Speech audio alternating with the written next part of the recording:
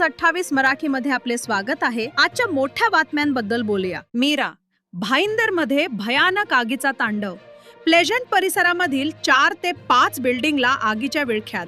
Mira भाईंदरमधील pleasant परिसराच्या ताशीमीरा मुन्शी कंपाऊंडमध्ये भीषण आगीचे लोळ उसळले आणि 4 ते 5 बिल्डिंग या आगीच्या विळख्यात सापडल्या। त्यामुळे आगीचे मोठमोठे डोम पाहायला मिळते।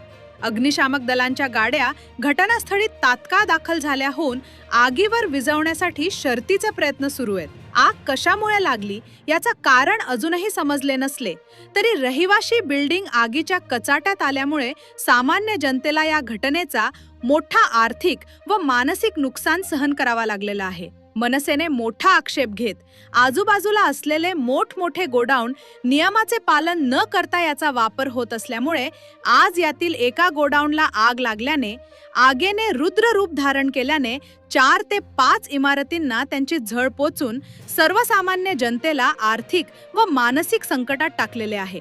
सदर माहिती मिळेपर्यंत कोणतीही जीवितहानी झालेली नाही अशी प्राथमिक माहिती मिळालेली असून आगीवर नियंत्रण मिळाल्यावर आगीची भीषणता व नुकसान यांची वास्तविकता समोर येईल। वार्ताहर iNews28 मराठीसाठी प्रणय प्रभाकर पाटील, ठाणे जिल्हा मुख्य प्रतिनिधी, रिपोर्ट।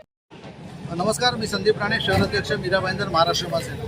तुम्ही बघत असाल या ठिकाणी कृष्णासळ मीरागाव या ठिकाणी एका गोडाऊनला आग लागली आणि आग लागल्यानंतर फार मोठी 4-4 माळे 5-5 माळे एवढी आग ती पेट गेलं घेतलं आहे आणि 4थ्या माळ्यामध्ये आग गेली आणि काही लोकांची घरं उद्ध्वस्त झालेली।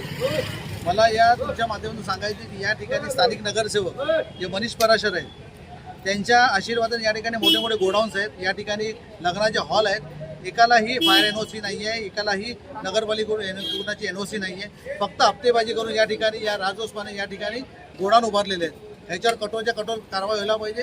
काही लोकांची घरं उद्ध्वस्त झालेली आहेत। आज तुम्ही बघत असाल गॅसचे बाटले फुटलेले आहेत त्या प्रॉपर्टीमध्ये, लक्षात घ्या।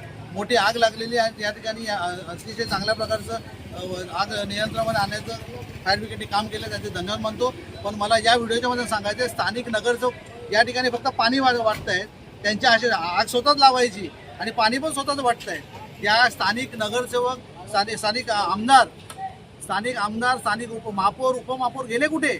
मोठे मोठे दावे करता तुम्ही, नागरिकांच्या मागे आम्ही पाठीशी उभे आहोत, कुठे आहात कुठे तुम्ही? व इथे लोक रस्त्यावर आलेली आहेत, लक्षात घ्या। या ठिकाणी पाण्याचा बंदोबस्त, त्या लोकांना राहण्याचा बंदोबस्त, या ठिकाणी जेवणाचा बंदोबस्त करणार कोण? सामान्य लोकांकडनं तुम्ही मतदान घेतलंय ना, मग आता त्यांची मदत कोण करणार? या ठिकाणी तुमच्या या व्हिडिओच्या माध्यमातून सांगतो, लाज वाटायला पाहिजे। आम्ही लोक या ठिकाणी आहोत, स्थानिक लोक बिचारे एकमेकाला मदत करतायत आणि स्थानिक आमदार, स्थानिक नगरसेवक झोपलेले आहेत।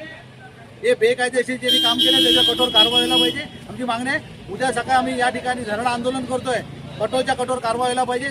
तुमच्या माध्यमातून सांगतो, नगरपालिका असेल, पोलीस स्टेशन असेल, प्रशासन असेल, यांच्या जातीने लक्ष घाला।